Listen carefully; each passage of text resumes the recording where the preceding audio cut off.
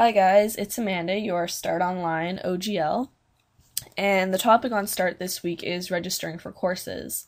So what I figured I would do is make a couple of different videos for you guys. This one is going to focus on how to know which courses you need to be taking for your program.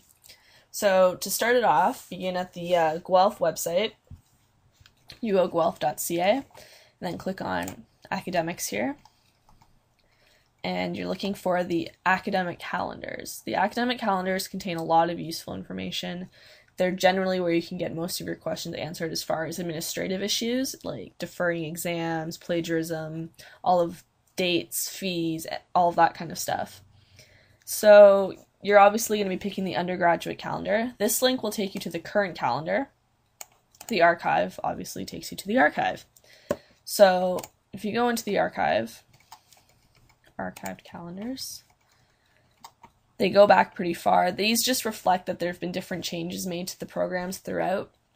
Generally, you don't really need to worry about it, but make sure that you're taking the courses that do fit with your calendar year. Your calendar year is the year you started at the university, or if you've changed your major, on that form it'll have what calendar you're supposed to be using.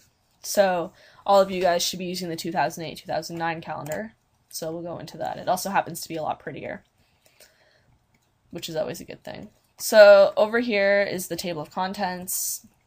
I'd recommend going through all the different sections, at least briefly, just familiarize yourself with the information contained in here.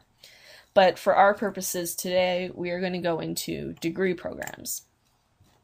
So you pick your program here. So start off with whether it's Bachelor of Applied Science, Bachelor of Commerce, Bachelor of Science, whatever it happens to be. For argument's sake, we're going to do Bachelor of Applied Science, and I know I have adult development students in my group, so I'm going to go through that for their benefit. So you select that there. First couple of paragraphs are just general information about the program, what you can get into with a degree from this program. Program requirements as far as how many credits you need, what average you need to maintain, that kind of stuff. Stuff about minors, about how many courses can count towards your major and your minor, all of that kind of information. All this stuff is stuff you definitely should read and consider. But for now, what you want to look at is make sure it says major at the top. Make sure you're not looking at the minor, if there is a minor offered in your program. And usually they break it down for you semester by semester, so you can see what you need to be taking. So semester 1, these are the courses. I'm sure you all can read and figure it out.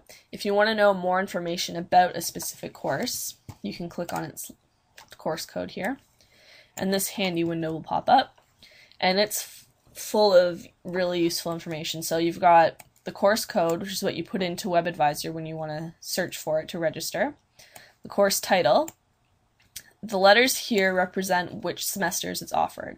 So this course is only offered in the fall semester, while this site course is offered in summer, fall, and winter. So that's what those letters mean. These numbers here represent the time spent in lecture per week and the time spent in a lab per week. I don't know whether seminars count towards this, because I know this site course sometimes does have a seminar and sometimes it doesn't. So I guess that's why they have the 0 there, but the three here means there's 3 hours of lecture per week. And this 0.5 here is the credit value of the course. So it also has course description, which is good to read if you want to know what you're getting yourself into. Below, it'll also have what the prerequisites for the course are.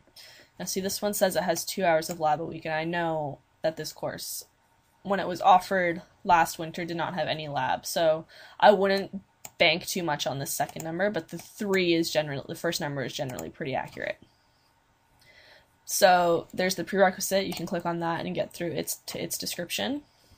There's also, we'll list restrictions, which means if you've taken any of these, you can't take this course. There's also, I don't know if I can find an example. Okay. Equates means that this course is the same value. Usually the equates is a discontinued course, as you can see. So you don't have to worry about that generally.